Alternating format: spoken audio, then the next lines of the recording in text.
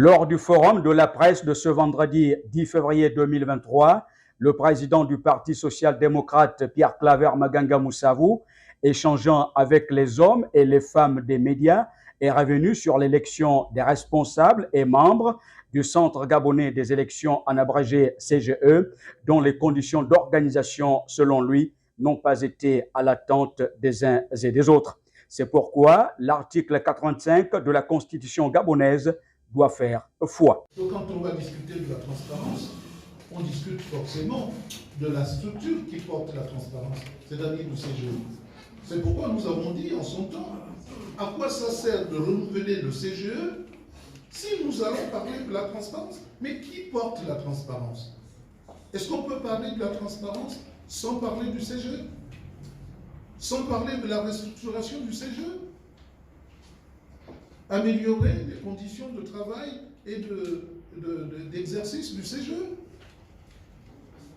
Donc, que ce travail soit fait, le fait que nous ne soyons pas à l'intérieur, montre que nous allons contester, nous allons proposer un autre schéma de fonctionnement du CGE. Bien qu'ayant dénoncé le mode opératoire de l'élection de nouveaux dirigeants du CGE, le leader du PSD, Pierre Claver Maganga Moussavou, garde la foi et espère que la Cour constitutionnelle jouera pleinement sa partition en faisant en sorte que la loi soit dite. Le devoir impérieux de poser le problème du CGE, de souhaiter l'amélioration du fonctionnement du CGE, et je crois que tous les autres devraient se taire, puisque en se ruant pour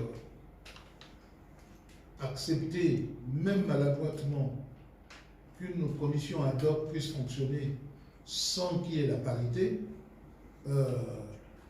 d'abord c'est savoir ce que la Cour constitutionnelle va penser, va faire d'ici là. Est-ce que la correspondance n'est pas déjà partie?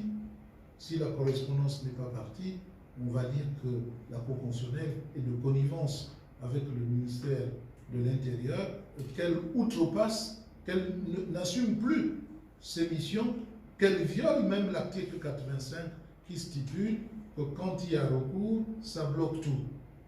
Si les gens continuent malgré l'article 85, c'est-à-dire que si le ministre de l'Intérieur viole la loi, si la Cour constitutionnelle ne l'applique pas, il n'y a plus de cour, parce qu'il n'y a plus de loi, et ça devient l'anarchie.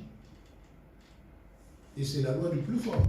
Aux dernières nouvelles, le nouveau président élu du Centre gabonais des élections est Michel Stéphane Bonda de la majorité.